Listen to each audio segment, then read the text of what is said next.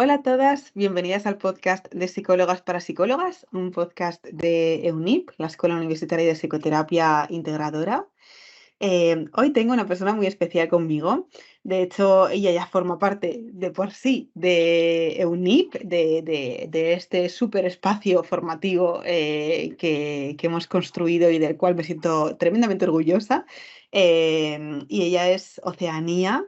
Encantada, Oceanía, de tenerte por aquí a través de este espacio y bueno, ya sabes, de compartir un ratito contigo, que siempre es buena idea. Hola Isa, yo estoy encantada también de estar aquí contigo y compartir este ratito y que charlemos de esto.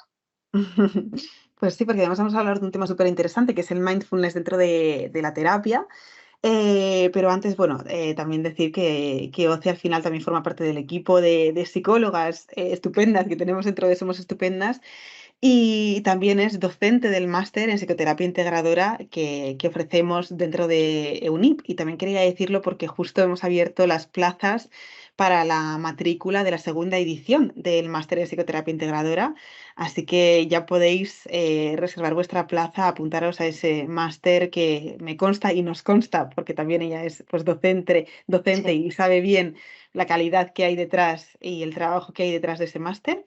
Así que ya tenéis las plazas para esa segunda edición y estamos deseando que comience después del éxito que ha tenido la primera, que estamos súper contentas con esa acogida que ha tenido. sí. Así que ahí tenéis esa información, que también es importante recordar de vez en cuando qué hacemos y cómo lo hacemos. Y pasando ya al episodio, para también aprovechar todo el tiempo que tenemos del podcast, hablando del mindfulness en terapia, que además a mí es un tema que personalmente me encanta, y me he formado en mindfulness y lo amo y sé que OCE también os va a aportar muchísimo en ese sentido. Y yo más allá de definirlo con esta definición que quizá podemos conocer más a nivel teórico, para ti, ¿qué es OCE, el mindfulness? ¿Qué entendemos por ello? ¿Cómo lo definirías tú? A mí me gusta mucho la definición que habla de la atención plena, de estar plenamente presente, sin juzgar en la realidad, asociado sobre todo a que saquemos la cabeza del piloto automático, ¿no? Es como que estamos todo el tiempo en piloto automático, no nos damos cuenta de las cosas que pasan ni de la reactividad de nuestra mente. Y a mí me gusta mucho que es una manera de poder salir de esa reactividad de la mente y poder coger responsabilidad en el sentido de que puedo hacer respuestas más conscientes ante situaciones de las que me puedo ocupar o de las que no me puedo ocupar y tengo que aceptar que son de una determinada manera, ¿no? Pero no con esta reactividad de la cabeza de acción-reacción que vamos todo el día con ella. Ujú, total. Sí, bueno, esto también lo he hablado como en más episodios, ¿no? Como hacer como más grande ese espacio entre lo que me está pasando, entre ese estímulo y la respuesta que yo estoy dando, ¿no? Que la Y la que respuesta es puedo diferente a la dar. reacción. Eso es la respuesta que puedo dar, ¿no? A veces, desde esta cosa más reactiva, es como que entramos en una visión de túnel en la que vemos una opción que puede estar muy condicionada por creencias, por momento vital, por un montón de cosas, en la que si nos paramos, le prestamos atención plena, de repente vemos que las sensaciones pueden ser incluso diferentes ante esa situación y que tenemos más recursos o que los recursos que necesitamos los podemos pedir o adquirir para lo que tú dices, Isa, para que eso se amplíe y haya más posibilidad, ¿no? Para que todo no tenga que ser acción, reacción y todo rápido, ¿no? Es como, para mí es como una manera de pararnos que a mí me ayuda a ir más rápido, Ujú, porque es a través de separarte, es como, a raíz de practicarlo, ¿no? Es como que es más rápido ver todas las opciones que hay ante una situación y decir, vale, de esto me puedo ocupar por aquí, de esto por este otro lado, ¿no? Sin entrar en esa visión de túnel y sobre todo en ese sufrimiento. ujú, totalmente.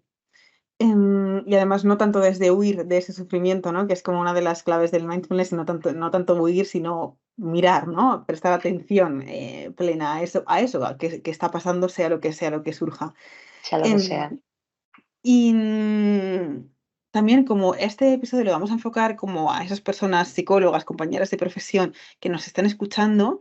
Sí que me gustaría que igualmente demos como un poco de información, ¿no? Acerca de cuáles son los orígenes, cuáles son los principios del mindfulness, porque siempre lo digo, ¿no?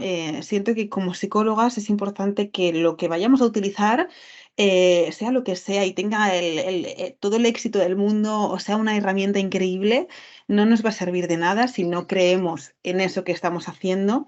Y para creer en eso que estamos haciendo y para que tenga sentido para nosotras como profesionales a la hora de ponerlo en práctica, necesito tener un poco de información de forma que yo vea si me siento alineada con ese modelo, ¿no? Y Total. ya desde ahí poder utilizarlo. Entonces, para hacer un poquito como esta parte, ¿no? De dar a esas personas, psicólogas, compañeras, en definitiva, que nos escuchan un poquito de información, ¿cuáles son los orígenes, cuáles son los principios, OCE, del mindfulness? Así un poco, al menos de forma resumida.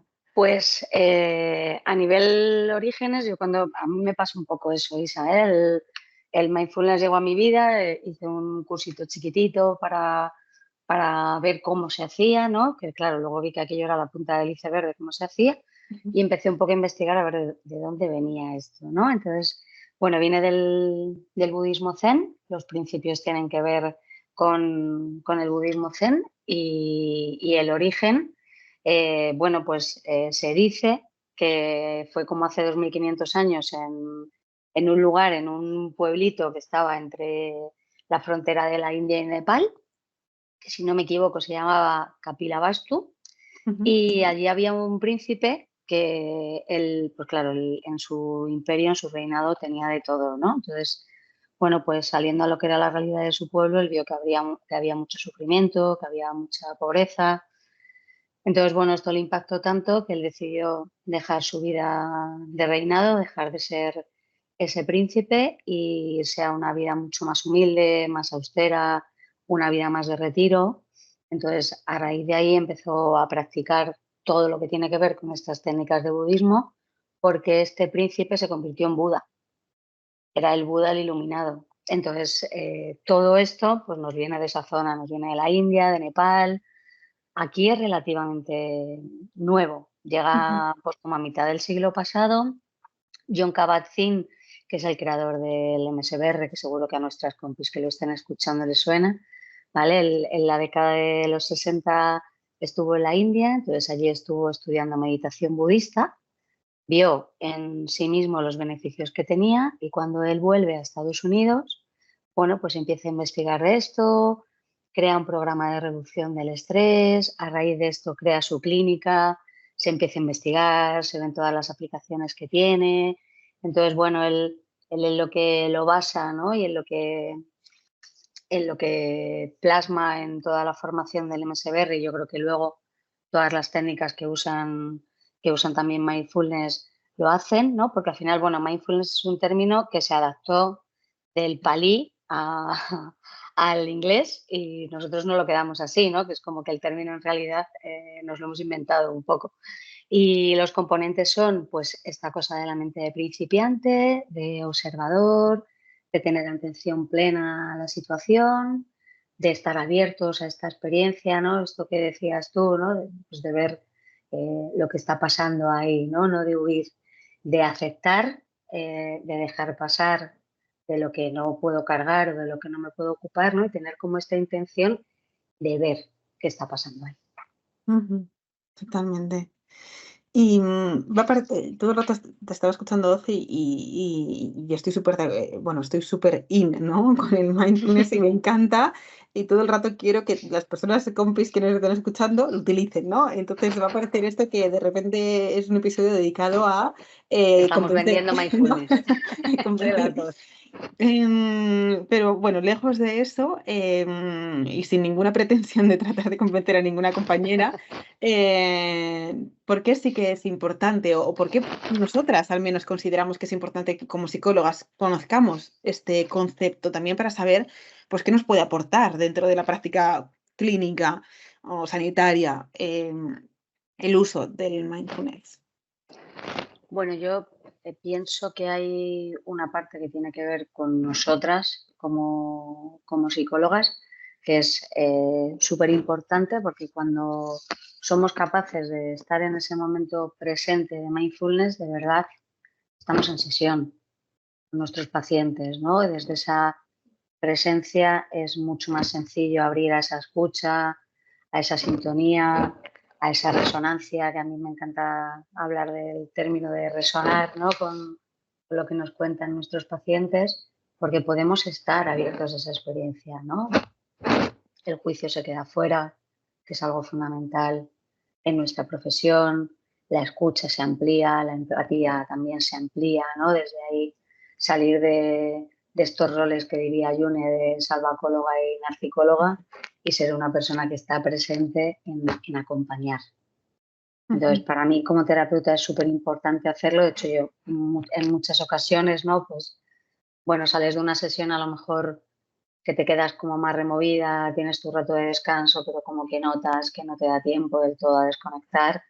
Yo en muchas ocasiones hago un ejercicio de mindfulness entre una sesión y otra al comenzar el día en la jornada laboral. Es algo que me ayuda mucho. Es verdad que es algo que hay que practicar. O sea, yo, para ser honesta, y que las compis no se frustren, yo cuando empecé a hacer mindfulness, yo creo que no aguantaba más de un minuto. Y un minuto ya, aquello me parecía un mundo. ¿Por qué? Porque al final la cabeza se va a ir a su automatismo. Entonces es algo que hay que practicar y que para mí nos ayuda mucho en los procesos de terapia porque nos permite estar con nuestros pacientes estando en nosotras, ¿no? Estoy en mí, en lo que a mí me está pasando, en lo que a mí me resuena y a la vez eso me permite estar atenta a ti, escuchar tu experiencia, no juzgarla, cogerla tal y como es. Ujú. Total. Sí, porque también algo muy común que como psicólogas, también desde ese rol que a veces cogemos de cuidadoras, nos desvivimos por las personas a las que estamos acompañando, ¿no? Y nos centramos y nos volcamos tanto en su historia, en su narrativa, que fácilmente podemos perder la conexión con lo que a nosotras nos está causando eso que está contando. Entonces siento que además de esto, ¿no? Que comentabas de la importancia de poder estar en mí para poder también atender desde esa escucha, desde esa presencia, desde esa disponibilidad física y afectiva y poder responder también pues, a las necesidades que la paciente o el paciente tiene, también es muy importante que podamos seguir en contacto con lo que esa narrativa está causando en nosotras, ¿no? Porque sabemos que lo que está surgiendo en ese espacio terapéutico nos puede remover, puede haber una contratransferencia, puede conectar con heridas que nosotras tenemos o con Total. partecitas que de pronto pueden estar más exiliadas dentro de nosotras y se activan, ¿no? Y reaccionan ahí. Entonces, si yo no estoy prestando atención a cómo yo estoy, a cómo me está afectando lo que la persona está contando, a cómo se genera esa contratransferencia en ese vínculo, a lo que sea que está surgiendo o removiéndose dentro de mí en ese momento, tampoco voy a poder hacerme cargo de eso, tampoco voy a poder hablar conmigo misma, ¿no? Con esas partecitas que se han puesto de manifiesto y decir, vale, luego me hago cargo de esto o lo estoy Eso es. escuchando y ahora el turno es de mi paciente, ¿no? Entonces también siento que es muy importante que podamos practicar esta atención plena también hacia nosotras mismas, hacia ver qué surge dentro, no tanto para evitarlo, pero sí para poder ver de qué forma lo sostengo mientras estoy con otra persona.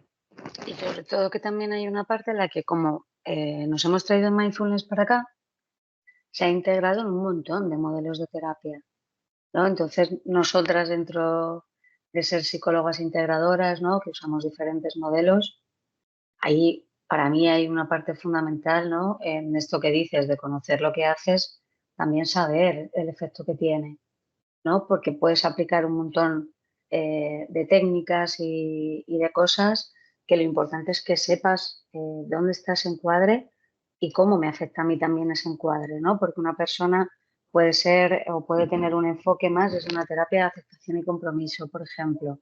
Ahí hay una parte del protocolo que tiene que ver con mindfulness. El protocolo de Marshall-Linehan para trastorno límite de personalidad también hay uno de los cuatro pilares que tiene que ver con esto, ¿no? La Gestalt también tiene que ver con esto. Entonces no es como que a mí me daba rabia antes, había una parte de mí que me daba rabia, que era como, no, mindfulness es meditar, mente en blanco y todo de color de rosa. Y es como, no, no. Lo primero, la mente en blanco no la podemos dejar nunca, pero es como no engancharme a eso que viene para poder estar con mi paciente, para poder aplicar la técnica o sentirme cómoda en el modelo de terapia que va conmigo y desde ahí poder hacer mi trabajo. Que Ujú. al final es acompañar, ¿no? No es hacerle el trabajo a nuestros pacientes, ¿no? Que en esta cosa de, bueno, de que no queremos verles sufrir, por supuesto, ¿no? Que a veces como que queremos salir corriendo a salvarles y hay personas que erróneamente al principio por falta de desconocimiento, ¿no? Aplican el mindfulness como si fuera esta cosa de te va a sanar. Y es como, bueno, mindfulness te va a poner delante lo que hay, que es muy bonito y es muy chulo. Es decir, vale, puedo ver lo que hay como poniendo un poquito de distancia porque estoy acompañado o acompañada por mi terapeuta. Ujú. Exacto. Claro, porque también hay otra parte, ¿no? Ya no solo como el mindfulness, que nosotras mismas como terapeutas es interesante que podamos aplicar, que podamos poner en práctica, y desde ahí poder construir una buena relación terapéutica, sino que también es una herramienta muy poderosa dentro de ese espacio terapéutico, ¿no? Que podemos también enseñar a nuestras pacientes. Entonces, desde ahí, ¿qué sientes que puede aportarles a esas personas a las que acompañamos el poder entrenar, ¿no? Esa atención plena, esa capacidad de parar, prestar atención y ver qué ocurre. Bueno, yo es algo que uso mucho en terapia, o sea, hacemos ejercicios, Isa, tanto desde enraizarse como hacer mindfulness lavándose los dientes. O Ujú, sea, cada persona lo que veamos que le puede funcionar, ¿no? Es verdad que John Kabat-Zinn cuando empezó con ello, empezó a trabajarlo con estrés-distrés, pero luego se han visto beneficios en trastornos del estado de ánimo, que ayudaba a aliviar los síntomas depresivos, en trastornos de ansiedad, sobre todo en trastornos de ansiedad generalizada también, ¿no? A que la ventana de tolerancia se pueda ampliar y no haya una angustia tan reactiva y haya un mejor manejo en los síntomas somáticos, ¿no? En los dolores somáticos como pueden ser la fibromialgia, enfermedades como colon irritable, síntomas de fatiga crónica, se puede usar mucho y va muy bien, porque claro, vemos que hay en ese dolor, ¿no? En personas con dolores crónicos también se puede aplicar en personas que están sufriendo un cáncer en la mejora de la calidad de vida, ¿no? Mindfulness no va a curar el cáncer, ojalá, pero en la mejora de la calidad de vida también. En pacientes, por ejemplo, de consumo de sustancias, para trabajar este impulso de consumir, esta compulsión también de consumo, también. Luego, por ejemplo, algo que a mí me parece maravilloso es el programa de trastornos de conducta alimenticia que creó Chris Teller. Me parece un programa maravilloso también para trabajar con personitas que sufren esto, en trastornos de personalidad, como comentábamos antes, es verdad que con el que más está estudiado es con trastorno límite de personalidad, pero al final es que hay un abanico enorme de personas con las que podemos trabajar esto, porque no se trata de que padezcan un trastorno o no, sino que sintomatología de muchas cosas tenemos todos y todas. Entonces, desde ahí ver qué prácticas, qué técnicas, qué ejercicios, ¿no? Incluso poderlos adaptar, poderlos practicar en sesión, ¿no? En sesión hemos comido pistachos, chocolate, mandarina, hemos hecho mindfulness con un hilo, con una cuerda, ¿no? Al final es también ver dentro de la práctica de mindfulness cómo puedo adaptar eso a la necesidad de mi paciente para que lo aprenda y luego lo practique fuera. Yo lo que hago normalmente es hacemos un ratito de práctica en sesión y hasta que lo vaya reforzando fuera y ya lo puedo hacer solo o sola fuera y no le genere dificultad o esto que hacía yo de que me quería meter 15 minutos a hacer mindfulness y era como no hagas esto porque no lo vas a hacer y una vez que ya ellos y ellas lo pueden hacer solos, pues bueno, vamos revisando y vamos viendo si necesitan más ejercicios. Y es verdad que no ha habido nadie que me haya dicho qué mal me hace esto. Tampoco se trata de poner a nuestros pacientes a meditar durante 20 minutos, ¿no? Sino que también se trata de ver de qué forma podemos adaptar, pues, esa atención plena a través de una práctica que quepa dentro de la realidad, de esa persona, ¿no? Sobre todo cuando partimos de casos en los que, no está para nada entrenada, esa capacidad. Cuando hablamos de personas con ese déficit de control de sus impulsos, cuando viven en piloto automático, cuando se han desconectado a veces por necesidad de sí mismas total, o de sí mismos, ¿no?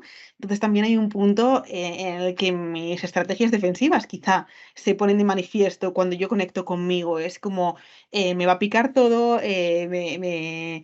me va a dar un ataque de tos, entonces hay que también partir de qué es lo que ahora mismo mi cuerpo puede sostener y hasta dónde puedo conectar conmigo, ¿no? Porque aunque sepamos que la conexión con una misma y el prestarnos atención es lo más, es una idea maravillosa, también mm, tenemos que partir de la base como terapeutas de que nuestras pacientes en muchas ocasiones ha sido algo peligroso para ellas de sí, sostener, ¿no?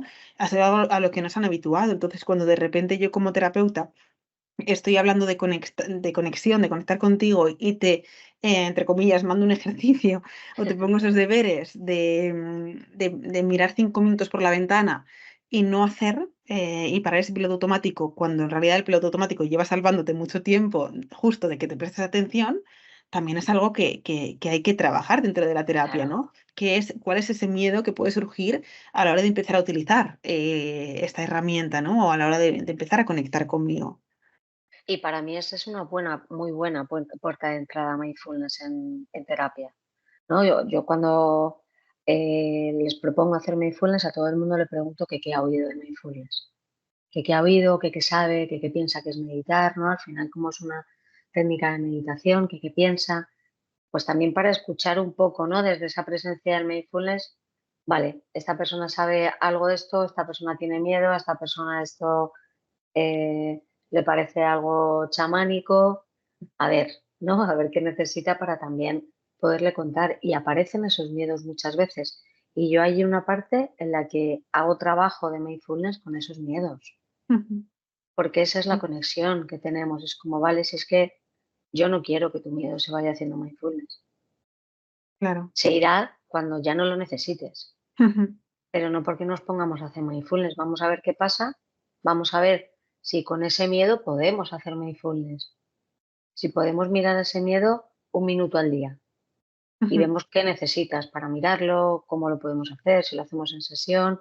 Y desde ahí es verdad que hay mucha gente que entra a mindfulness empezando por trabajar estos miedos, ¿no? Y el Ujú, desconocimiento también, que mucha gente, pues eso, que piensa que algo les va a pasar, ¿no? Que van a entrar en un trance ujú, o algo pues que hayan visto, hayan escuchado, y es como, bueno, pues vamos a entrar por aquí porque esto es lo que a ti te ocupa ahora, ¿no? ujú, Entonces, vamos a ver esto, que esto también es mindfulness. ujú.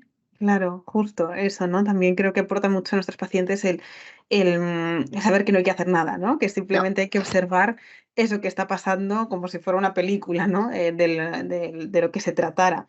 Y eso también creo que libera mucho de ese miedo a poder conectar, con una misma, o con ese mismo miedo, o con esa tristeza, o con ese enfado que de pronto aparece en mí si paro y dejo de hacer. Entonces quito como ese parche, ¿no? Que me estaba como salvaguardando de ver todas aquellas cosas, pero también puedo quitar ese parche cuando me doy cuenta de que estoy en un espacio seguro, de que tengo como esa seguridad por parte de mi terapeuta para estar acompañada, para verbalizar todo aquello que ha surgido y porque ya mi terapeuta me ha dado esa seguridad, ¿no?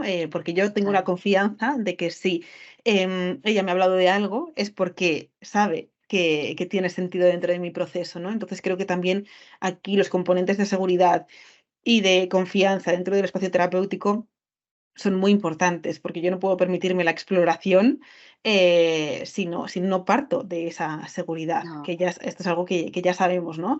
Y parece que hablando del mindfulness hablamos como de cosas muy bonitas, muy lindas, muy divertidas, pero, para muchos pacientes puede ser algo muy, muy delicado y tiene sí. sentido que lo sea, pero no por ello es algo que descartar, ¿no? Sino que justo al contrario, puede ser algo que aporte mucho también a la forma en la que esos pacientes se estén relacionando con su propio estado interno. Sí, yo escuchándote pensaba, por ejemplo, en cuando hacemos prácticas de perdón, Ujú, ¿no? De perdonarme a mí por cosas que yo he hecho, ¿no? Por cosas que a mí no me gustan, que yo haya podido hacer a alguien, ya no cosas que me hayan hecho a mí. Jo, es que esto es ponernos delante de un espejo que es feo para cualquier persona, ¿no? Entonces, personas que, bueno, que vienen con una demanda de mucha culpa y que necesitan perdonarse, cuando te sientas con estas personas a hacer la práctica de perdón, es muy bonito y muy maravilloso cuando se acaba.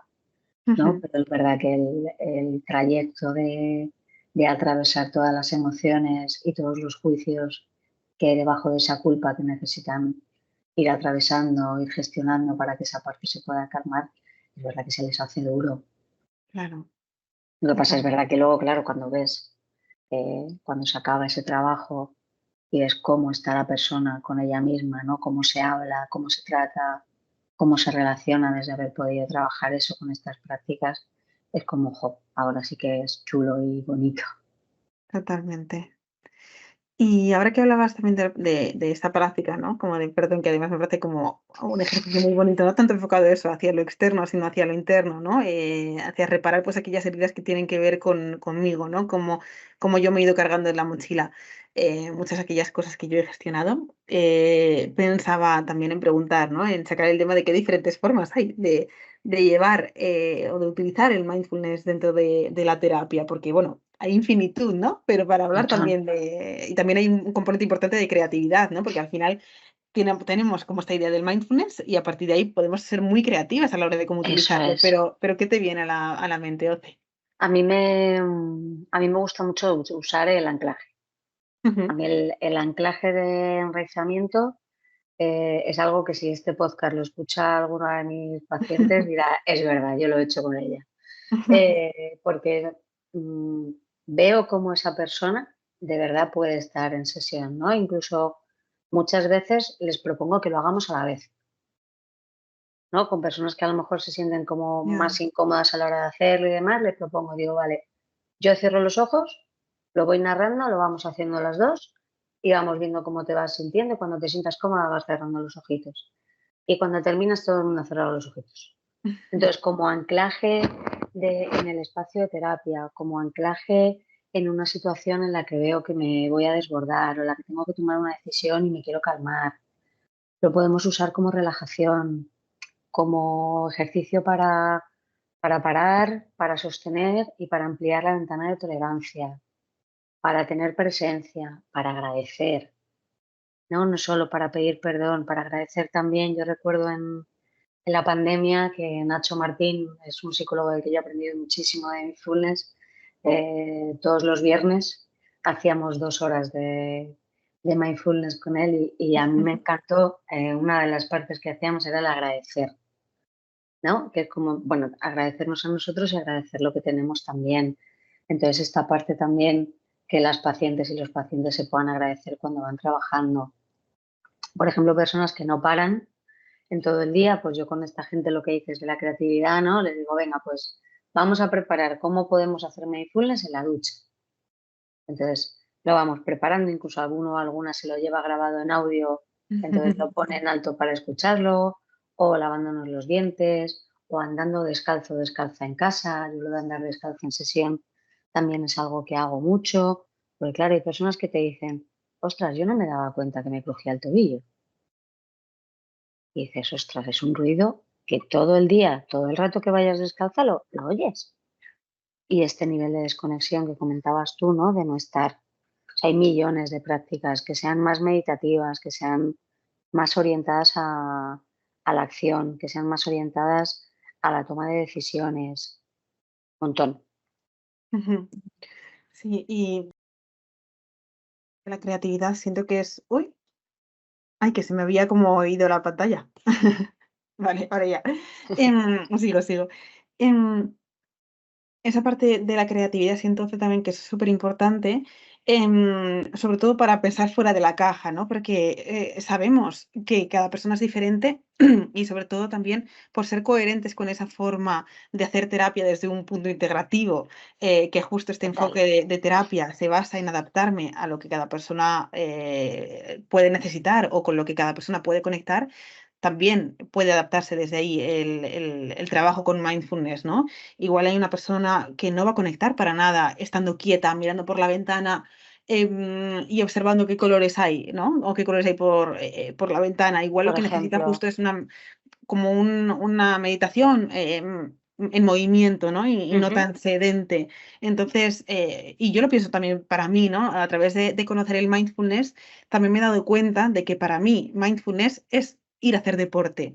aunque no Total, lo asociemos en un primer claro. momento con un estado meditativo. Para mí es un estado meditativo, entonces siento que también es muy importante encontrar y que la propia persona, la propia paciente o el propio paciente encuentre qué es lo que para ella o para él es un estado meditativo, sobre todo también por otorgar esa capacidad de elegir y por otorgar esa capacidad también que tienen para darse cuenta realmente de qué es lo que hacen en su día a día, que pueden en un principio o en la parte teórica disfrutar, pero que realmente ya lo hacen en un piloto automático y no están disfrutando, ¿no? Dentro de todos sus recursos que podemos utilizar para poner esa atención plena, ¿no? Y desde ahí empezar a trabajarlo. Y quizás siento que también podemos empezar a trabajar el mindfulness desde eso que ya se tiene en la vida de la persona y desde ahí empezar a construir, ¿no? Y Desde lo llevarlo que como les a otros gusta, lugares. desde lo que les gusta, por ejemplo, a mí me gusta muchísimo la música, yo lo practico muchísimo con música y es algo que uso en sesión de ponerle 2 canciones muy diferentes y que me digan qué han escuchado. Entonces, les pregunto qué tipo de música les gusta. Entonces, les pongo, si les gustan tipos de música muy diferentes, pues cojo de los que les guste 2. Entonces, se las pongo un trocito y les pregunto que me digan qué han escuchado, cómo se han sentido, ¿no? Que la escuchen como si no me la supiera y no la hubiera escuchado nunca. Si les gusta un único género de música, cojo otro completamente diferente a ese y lo ponemos. Y es alucinante cómo hay personas que se emocionan un montón escuchando canciones que se saben, que les encantan. De repente te dicen, jo, este instrumento no lo había oído nunca, pero suena tal. Y entonces es como, vale, ¿y cómo te has sentido? Jo, pues me he sentido súper conectado, súper conectado. Oye, me ha llevado a esto, a tal. Vale, pues proponemos un ejercicio con música. Por ejemplo, a las personas que les gusta la música, a las personas que les gusta leer, igual, Ujú.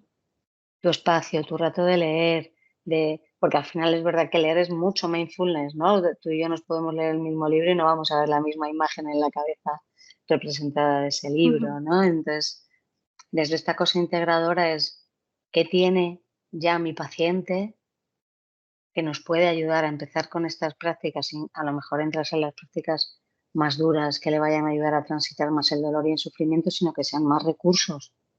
Y a partir de ahí podemos entrar en las otras. O, por Ujú. ejemplo, gente, me acuerdo de una paciente que le gustaba muchísimo comprar ropa.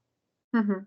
Bueno, pues preparamos una práctica para poder comprar y probarse, sobre todo ropa, haciendo mindfulness. Ujú. Es que es maravilloso, las posibilidades que se ofrecen son muy Infinitas. potentes y, y ya por ir cerrando, reflexionaba también un poco, pues en general, ¿no? Acerca de todo esto que estábamos hablando de la utilización del mindfulness y siento que más allá de lo que nos puede aportar esa herramienta de una forma directa, también hay una aportación indirecta que es el qué reflexión yo estoy sacando como paciente, ¿no? ¿Qué reflexión puedo sacar del hecho de que no me haya dado cuenta de que me crujía el tobillo, ¿no? Entonces ya Mm, no solo es me he dado cuenta de que me crujía el tobillo, sino que desde ahí podemos tirar con una reflexión de hasta qué punto he estado desconectado de mi cuerpo, qué es lo que hace que me haya sentido desconectado y desde ahí también podemos sacar información. Entonces para mí el mindfulness tiene mucho también que ver con tener un mapa, sí, con poder ver a vista de pájaro, ¿no? Y a veces ver a vista de pájaro también es como el primer paso, porque yo desde ahí puedo elegir. Entonces creo que también me da como mucha capacidad de elección y por lo tanto mucha libertad también dentro de mi vida. Me ofrece ese mapa y a través de esa atención es cuando yo puedo también sacar muchísima información vieja con la que no había conectado y nueva, ¿no? Porque ya estoy pendiente, porque ya estoy atenta. Así que, de nuevo parece que, que lo estamos vendiendo, Once, pero que nos gusta. tiene mucho sentido dentro de un proceso de terapia, Sí. tanto para los pacientes como tú decías al principio que también es muy interesante, como para nosotras terapeutas, ¿no? Mm, Y bueno, hablaríamos infinitud de tiempo sobre nos esto. Creo que, enrollaríamos creo que ha mucho. quedado claro que somos muy fans de esta práctica y de que la utilicemos también personalmente y aunque hablaríamos mucho más, yo creo que OCE hemos aportado pues la semillita, ¿no? Del interés, al menos, Ojalá.